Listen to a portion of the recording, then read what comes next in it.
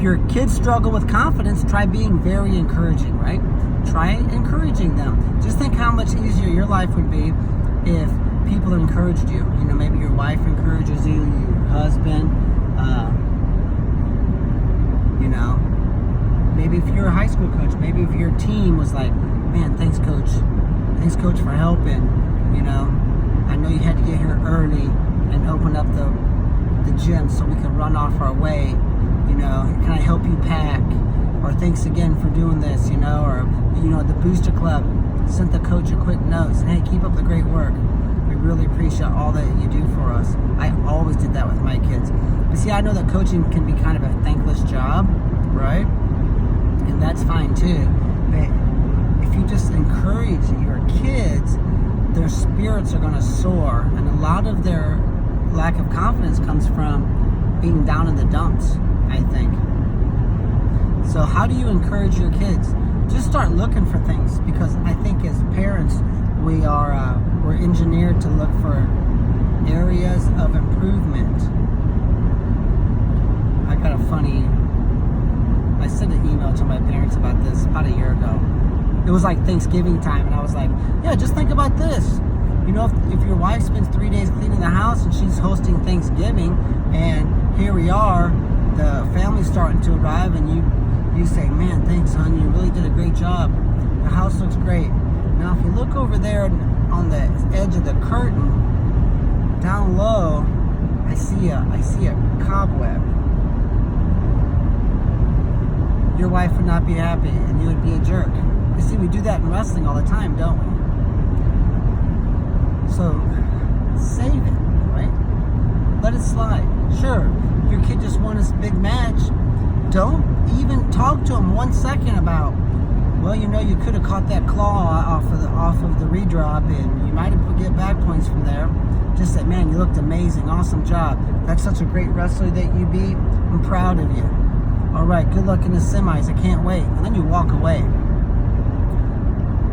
Sure, Monday, or maybe even before the finals or before the semis, you might pull them aside and go over what they did wrong, but you don't want to spoil the moment. That's something I see all the time. I have a parent one time, he was like, Nick, what did Ryan do wrong? I go, he didn't do anything wrong. He said, well, he lost. I'm like, well, his opponent's just better. He didn't do anything wrong. Your kid's wrestled 3 years, that kid's wrestled 9. We'll worry about him in 2 years, right? Because let's worry about these other 2,000 guys in America. You're within 5 points of 2,000 people in America, and you're worried about the kid who threw your kid around like a rag doll and scored 17 points in 2.5 minutes? He didn't do anything wrong, right? But he's programmed to look for that.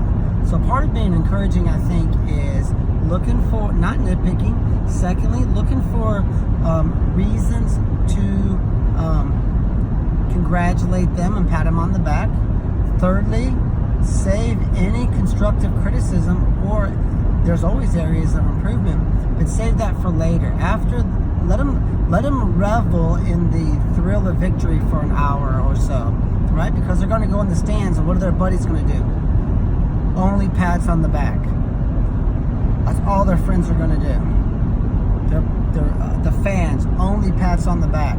It's only dad and the coach that want to point out the 3 things they did wrong. Save it. So if you start doing these things and constantly encourage, I think you're going to be amazed at how your kids' confidence grows. Encourage, and not just you can do it. That's so mundane nowadays. And even to me, when people say you can do it, I kind of default to where I think, you really don't think I can. I don't know, maybe that's just me. Maybe I have a negative streak in me. Alright? But just saying you can do it is an encouragement. I'm saying pat him on the back when you see him doing something right. Right? Say, man, you did a great job. I noticed Coach let you warm up the team before the big youth wrestling tournament. You did a great job. You're a great leader. I'm proud of you. It's important in my family that we have good leadership skills. I love that. I mean, that's encouraging. Looking for reasons to pat people on the back. I guarantee you, if your boss did that to you, you'd probably make them more money. And what happens is this: they're going to resent you if you don't, right? So any coach who is negative, there's a college real close to where I'm at. not a lot of good word of mouth around here. Coach is as negative as can be, right? It's killing him. It's killing the guy.